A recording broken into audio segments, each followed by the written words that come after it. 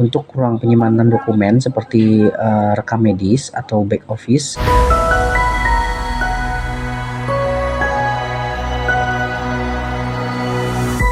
Assalamualaikum warahmatullahi wabarakatuh. Sehat-sehat selalu. Dan malam ini saya akan kembali lagi menjawab pertanyaan-pertanyaan yang kemarin menjadi yang sudah dikirimkan teman-teman semua. Pertanyaan-pertanyaan tersebut ya cukup menarik. Oke, kira-kira pertanyaan siapa yang malam ini? Oke, baik.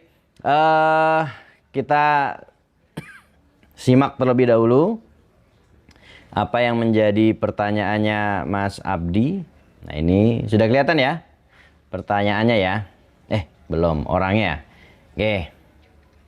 Untuk ruang penyimpanan dokumen seperti rekam medis atau back office, apakah proteksi kebakaran yang cocok? Jenis proteksi kebakaran yang cocok untuk ruangan tersebut. Oke, baik.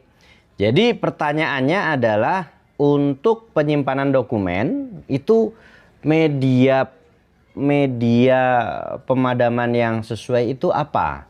Karena kalau dokumen kita menggunakan apar jenis air, maka rusak dokumennya, gitu ya.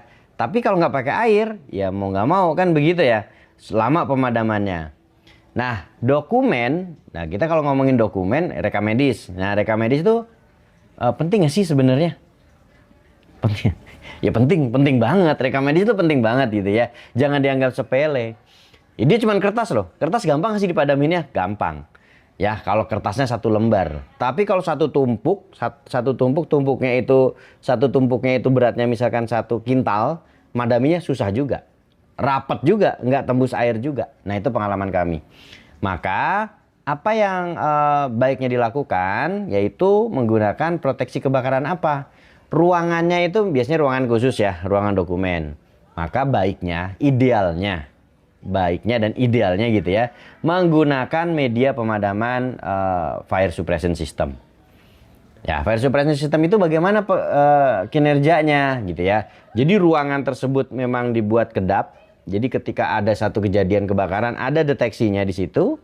Kemudian deteksinya secara umum lah, ada 2 detektor. Ketika dua-duanya bekerja, maka fire suppression atau medianya akan keluar memenuhi ruangan tersebut sehingga kadar oksigen di dalam ruangan tersebut menjadi berkurang di bawah 14%. Yang minimal 14% ke bawah sehingga api tidak akan terjadi.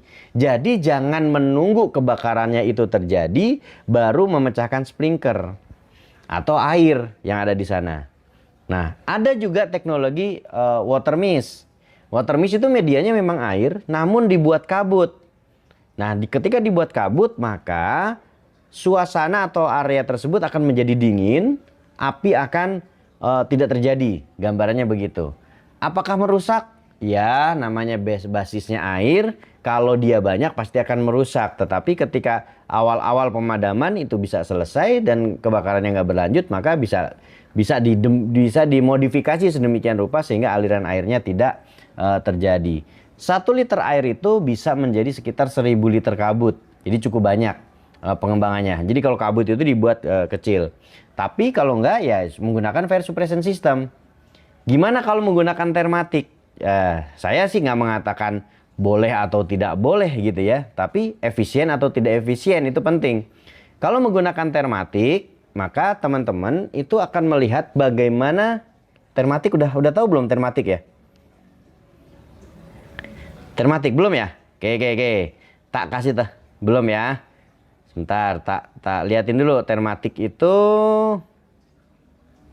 Sebentar. Jadi termatik itu menggunakan sebuah tabung, ya tabung. Kemudian tabungnya di bagian ujungnya itu ada sprinkler. Nah, bisa dibayangkan ketika sprinkler itu pecahnya pakai apa sih sebenarnya kan gitu kan? Nah, itu juga jadi penting tuh untuk pemahaman kita bersama. Nah, karena sprinkler nggak akan pecah kalau tidak ada panas yang ada di sekitarnya. Nih, ini namanya termatik. Oke, termatik system. Nah, ini alat pemadam api yang dilengkapi dengan alat pendeteksi panas dan sprinkler.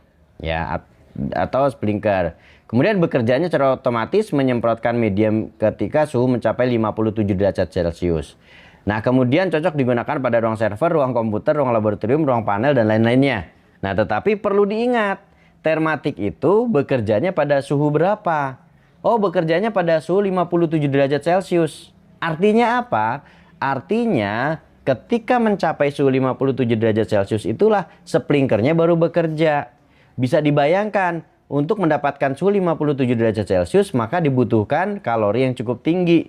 Kalori didapatkan dari mana? Dari proses pembakaran. Maka artinya ruangan tersebut ada dokumen yang sudah terbakar, itu maksud saya.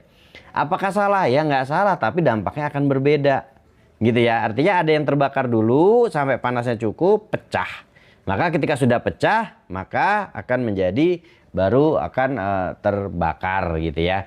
Maka nanti kerusakannya tentunya sudah ada di tempat yang lainnya atau sudah ada kerugian di sana. Maka perlu diperhatikan media apa yang akan atau teknologi apa yang akan digunakan pada ruang penyimpanan berkas dokumen. Seperti itu. Nah, pertanyaannya, apakah dokumennya sudah tersimpan baik di dalam lemari dokumen, di ruangan khusus, atau masih menggunakan box plastik? Kan itu pertanyaannya ya. Oke, teman-teman yang